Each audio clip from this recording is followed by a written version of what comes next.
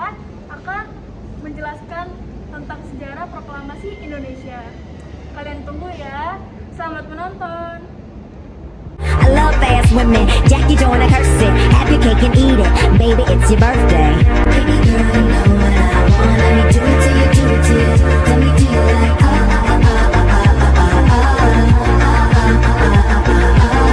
Baby girl, you know what I want. Let me do it to you, do it to you. Let me do you like.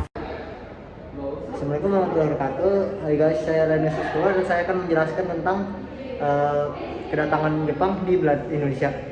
Jadi tanggal 8 Maret 1942 Jepang datang ke Indonesia yang saat itu dikuasai oleh Belanda. Lalu Belanda menyerah pada Jepang dan menandatangani perjanjian Kalijati.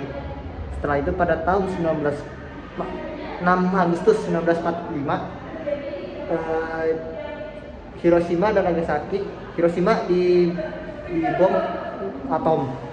Itu membuat Jepang melemah.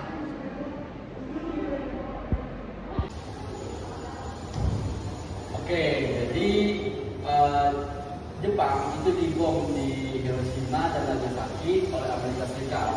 Lalu Jepang menyerah pada syarat pada sekutu, tetapi beritanya itu dicoba untuk ditahan sama Jepang. Nah, tetapi Laksamana Maeda itu dengar lewat radio. Laksamana Maeda itu Laksamana yang pro pada Indonesia, Laksamana Jepang gitu. Nah, akhirnya diberitakanlah itu ke para pemuda, lalu baru pemuda milik Soekarno.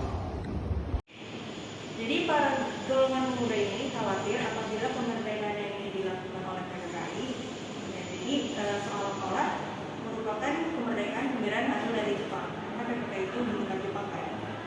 Nah, sebelumnya juga golongan muda ini telah melakukan penelitian di salah satu lembaga bakteriologi di Pegunungan Timur, Jakarta pada tanggal 15 Agustus. Nah, dalam pertemuan ini diputuskan agar kemerdekaan itu dilepaskan dari segala ikatan yang ada hubungan janji sama negara Jepang. Nah, hasil keputusan ini sebenarnya ditolak sama Soekarno karena Soekarno merasa dia bertanggung jawab sebagai ketua dari PPKI. Nah, hasilnya setelah Soekarno dan katanya diculik di Rengas Dengklok, memutuskan bersedia mengadakan proklamasi kembali setelah penjajahan. Nah, golongan tua dan golongan muda pun menyepakati keputusan bahwa proklamasi kemerdekaan harus dilakukan di Jakarta oleh Soekarno.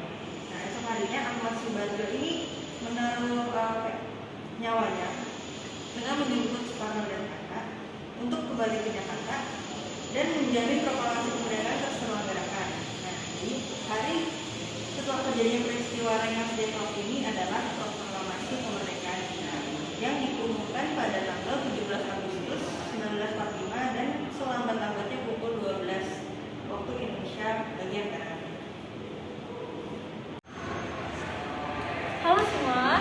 Jadi sekarang saya melanjutkan untuk yang peristiwa pembacaan teks proklamasinya. Nah, kan kalian udah dengar yang sebelumnya itu udah dengar pas waktu akhirnya waktu itu golongan muda ini nih nyulik nih si Soekarno dan Muhammad Hatta. Nah, yang akhirnya Ahmad Subarjo nekat buat jemput Soekarno dan Muhammad Hatta. Nah, setelah itu Ahmad Subarjo menjanjikan kepada golongan muda untuk adanya terjadinya proklamasi kemerdekaan ini, dan akhirnya terjadi kesepakatan antara golongan tua dan golongan muda yang dipimpin oleh golongan tua itu dipimpin oleh Ahmad Subarjo dan golongan muda ini diwakili oleh Wikana. Nah, saat itu keduanya udah sepakat nih untuk proklamasi kemerdekaan ini dilaksanakan di Jakarta. Nah, setelah itu Bung Karno ini dan Bung Hatta akhirnya dijemput oleh Ahmad Subarjo untuk membuat teks proklamasi di Jakarta. Nah, setelah itu Ahmad Subarjo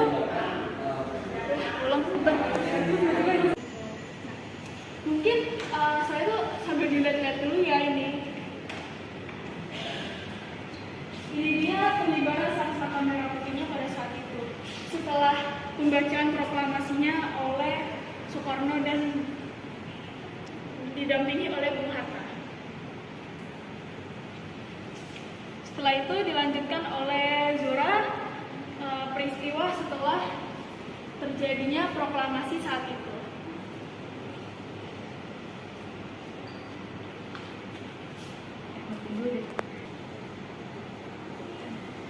Seperti yang sudah Andrea jelaskan tadi, setelah dibacakan teks proklamasi, berita proklamasi tersebut disiarkan ke seluruh dunia pada tanggal 17 Agustus 1945. Berita proklamasi juga menyebar ke berbagai daerah di Indonesia melalui berbagai cara. Lalu sehari setelah proklamasi, diadakan sidang PPKI pada tanggal 18 Agustus 1945. Nah, para pemimpin bangsa Indonesia membentuk pemerintahan yang direalisasikan dengan nama PPKI pada tanggal 18 Agustus 1945 untuk satu, mengesahkan dan menetapkan kemudian Republik Indonesia. Yang kedua, memilih presiden, wakil presiden. Yang ketiga, membentuk pemerintah nasional. Pada sidang kedua, tanggal 19 Agustus 1945, PPKI juga mengambil dua keputusan, yaitu satu, penetapan 12 kementerian dalam lingkungan pemerintahan, yaitu Kementerian Dalam Negeri, Luar Negeri, Kehakiman, Keuangan, Kemakmuran, Kesehatan, Pengajaran, Sosial, Pertahanan, Penerangan, Perhubungan, dan Pekerjaan Umum.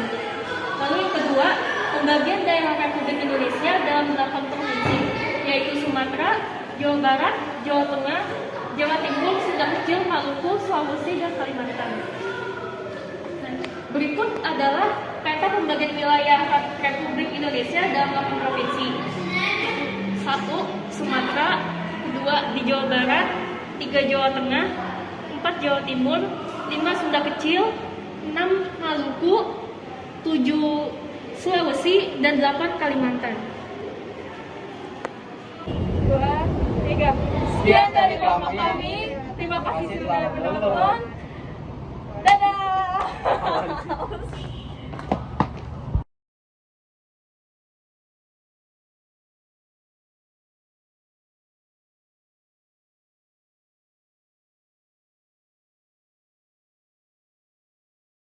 Dengan ini menyatakan kemerdekaan Indonesia.